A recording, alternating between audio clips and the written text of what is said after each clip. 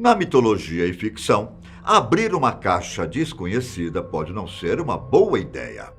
Em filmes com múmias, por exemplo, violar um sarcófago pode acabar liberando uma terrível maldição.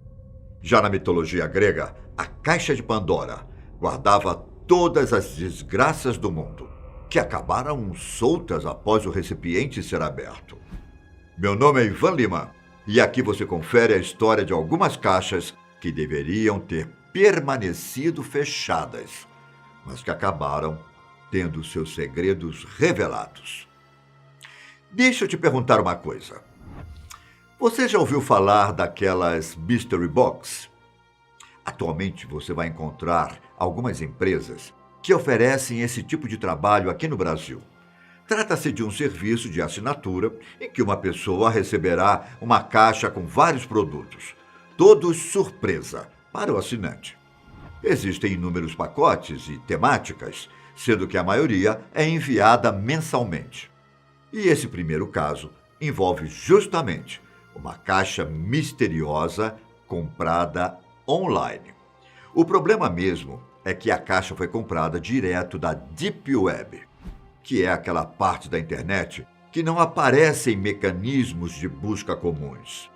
Você provavelmente deve conhecer diversas histórias e lendas urbanas a respeito, e muitas acabam envolvendo a venda de produtos ilegais. E em relação às Mystery Boxes da Deep Web, podemos dizer que elas levam a questão do mistério bem a sério, já que os compradores não sabem de absolutamente nada do conteúdo. Muitos YouTubers compraram e produziram vídeos desempacotando as caixas. Outros na internet alertam o perigo desse serviço em específico, visto que alguém pode enviar uma caixa que pode representar uma ameaça à vida do comprador. Em determinado vídeo, um YouTuber americano encontra uma mensagem logo de cara. Você não deveria aceitar encomendas de estranhos. Boa sorte. Ao abrir, ele se depara com uma fita adesiva, luvas, uma braçadeira e até uma ferramenta com uma broca.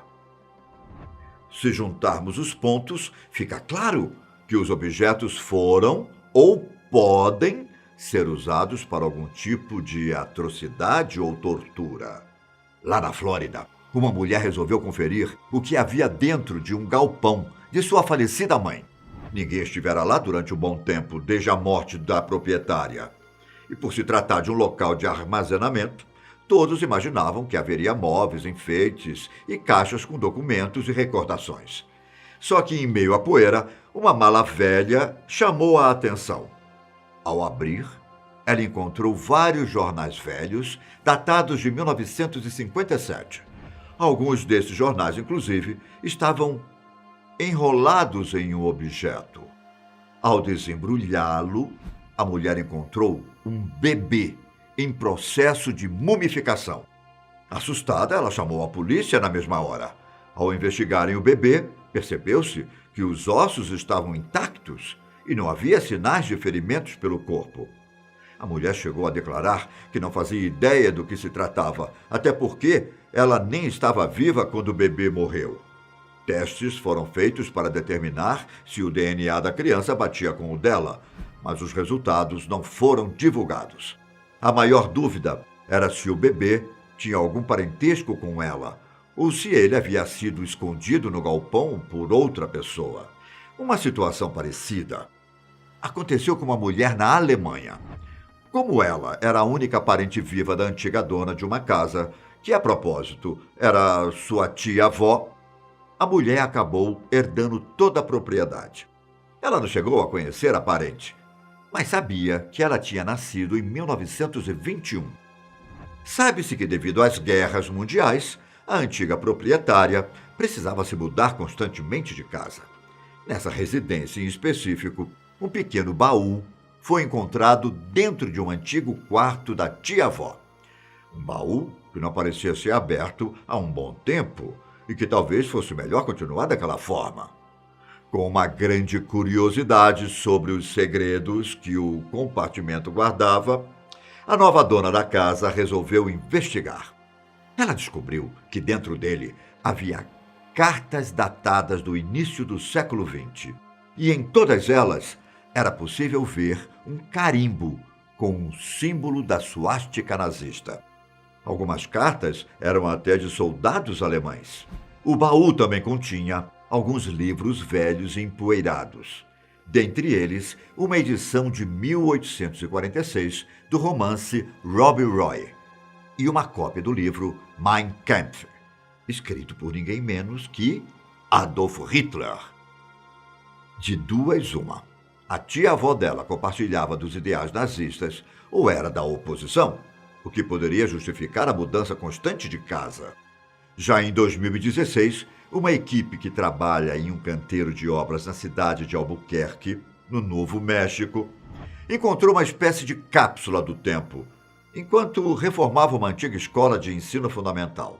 Em um primeiro momento, os trabalhadores acharam que se tratava de um trabalho fofo feito por crianças e que teria alguma mensagem bonitinha dentro. Mas acabou que o conteúdo era muito, mas muito esquisito. A mensagem dizia o seguinte: eu estou morto. Eu estudava na escola Montgomery. Esse é o antigo nome da escola. Eu nasci no ano de 1900. Você está morto automaticamente. Minha disciplina favorita é incomodar a polícia. Eu toco guitarra. Caso você não saiba o que é uma guitarra, é uma tábua com cordas. Tenho 10 anos. Até mais. Selvagens. A carta foi assinada por um garoto chamado Greg Lee Youngman. E quando a história veio à tona, não houve confirmação se alguém com esse mesmo nome estava de fato morto. Muitas crianças costumam escrever mensagens para serem guardadas em cápsulas temporais, só que elas geralmente falam sobre como a tecnologia vai avançar, como é a época em que vivem e quais as novidades positivas e negativas que esperam para o futuro. Uma mensagem escrita de 1968 por alguém que alega ter nascido em 1900 pode ter sido apenas uma pegadinha de uma criança ou de um adulto. Muitas pessoas até foram conferir a cápsula quando as notícias surgiram, com a esperança de que fosse a mesma feita em seus tempos de escola. Infelizmente, ninguém assumiu a autoria do texto e ele continua sendo um mistério até hoje.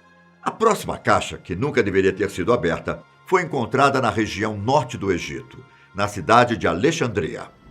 Acaba que essa caixa, na verdade, é um sarcófago feito de granito preto, com 2,65 metros de comprimento, 1,85 metro de altura e 1,65 metro de largura.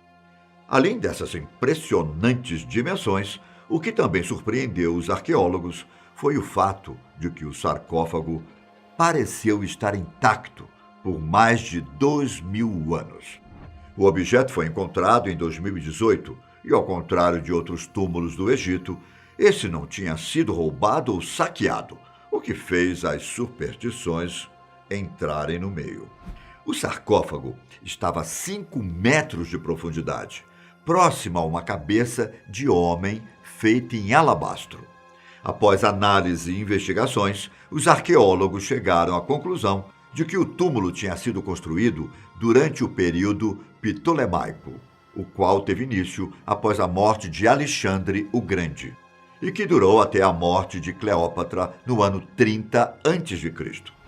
Os especialistas acabaram encontrando a tumba durante a expansão do terreno de um morador da cidade, que planejava fazer uma construção no local. Como havia uma camada de argamassa entre a tampa e o conteúdo presente no sarcófago, foi possível afirmar que o objeto não havia sido aberto desde o dia em que foi fechado. Enquanto esperava-se que o sarcófago guardasse um dos altos dignatários da época, ou talvez até mesmo o corpo de Alexandre o Grande, todos tiveram mais uma surpresa quando a tampa de 15 toneladas foi retirada. Vale lembrar que surgiram rumores de que uma terrível maldição cairia sobre aqueles que abrissem o sarcófago. Mas isso não impediu os arqueólogos. Dentro, eles não encontraram um, mas sim 3 esqueletos, todos em estado de decomposição. Além disso, o interior estava repleto de água vinda de um esgoto. Por conta de uma infiltração no granito, a água teria entrado aos poucos. Um especialista em mumificação, que ajudou com a descoberta, afirmou que os corpos poderiam ser de soldados mortos em batalhas. A afirmação levou em conta que um dos cadáveres continha perfurações, provavelmente causadas por flechas. O que ainda é difícil de explicar é o fato do túmulo ser tão grandioso. Em relação à cabeça esculpida em alabastro, os estudiosos ainda não sabem dizer de quem seria, visto que ela foi encontrada corroída e com poucos detalhes. Além dos esqueletos, o sarcófago também escondia 3 ilustrações folheadas a ouro. Uma das imagens representa uma cobra, que pode estar relacionada com o renascimento. A segunda imagem é uma palmeira, que está ligada à fertilidade e o nascimento. Já a terceira figura é um mistério para os arqueólogos, sendo identificada como uma espécie de santuário para o ópio. Você teria coragem de abrir alguma dessas caixas? Me conte aqui embaixo se já encontrou alguma surpresa parecida. E, por favor, fiquem em casa se possível. Até a próxima. Tchau!